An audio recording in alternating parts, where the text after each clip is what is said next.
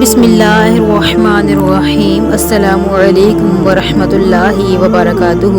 پیارے سامعین، آج ہمارا موضوع گفتگو ہے بسم اللہ الرحمن الرحیم۔ مسلمان ہونے کی حیثیت سے ہم اپنا ہر کام اللہ تعالیٰ کے بابرکت نام سے شروع کرتے ہیں۔ ہر کام کا آغاز بسم اللہ الرحمن الرحیم سے کیوں کیا جاتا ہے اور اس کے کیا فائدے ہیں، آج ہم اسی پر گفتگو کریں گے۔ زمانہ جاہلیت میں بت پرستی عام تھی۔ لوگ مختلف بتوں کے ناموں سے اپنے کاموں کی ابتدا کیا کرتے تھے۔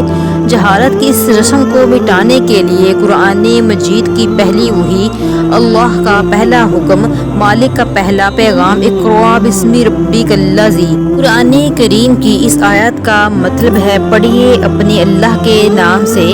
اس حکم سے قبل جناب رسول صلی اللہ علیہ وآلہ وسلم بسمک اللہم سے ہر کام شروع فرمایا کرتے تھے۔ کوئی مکتوب مرتب فرماتے تو اس کا آغاز بھی انہی کلمات سے فرماتے۔ بسم اللہ کے نزول کے بعد آقائے نامدار صلی اللہ علیہ وآلہ وسلم نے اسے اس تواتر اور باقاعدگی سے اختیار فرمایا کہ اسے سنت کا درجہ حاصل ہو گیا۔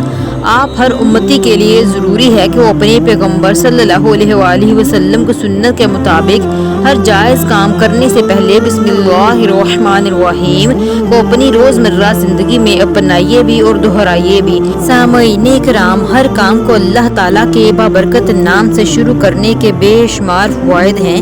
کسی بھی کام کو اللہ تعالیٰ کے نام سے شروع کرنے میں عقیدہ توحید کا اقرار ہے، جبکہ شرک سے بیزاری کا اظہار ہے۔ جب کوئی بندہ کسی کام کے کرنے سے پہلے اللہ تعالیٰ کا نام لیتا ہے تو وہ در حقیقت غیر اللہ کی بجائے صرف اور صرف اللہ تعالیٰ کی مدد اور اس کی رہنمائی کا درخواست گزار ہوتا ہے۔ نتیجہ یہ ہوتا ہے کہ شرک کی آلودگی سے محفوظ ہونے والے کام سے اللہ تعالیٰ کی مدد شامل حال ہو جاتی ہے۔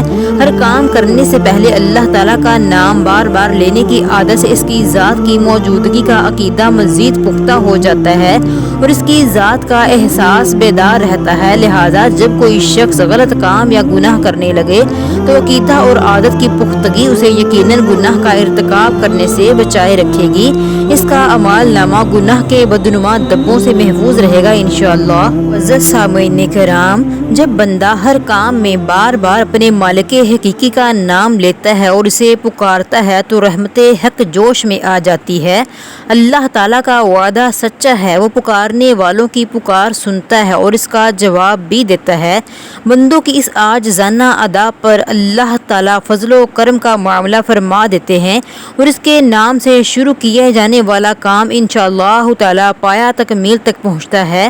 اللہ تعالیٰ کا نام بلند کرنے سے شیطان گھبراتا ہے اور میان میں دو تلواریں نہیں سما سکتی۔ آپ نے یہ کہاوت تو سنی ہی ہوگی، تو اللہ تعالیٰ کے بابرکت نام کی تکرار کے سامنے شیطان کیوں کر ٹھہر سکتا ہے؟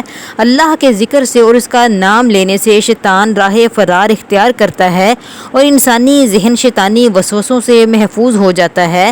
شیطانی شر سے محفوظ ہونے والے کام میں برکت آ جاتی ہے۔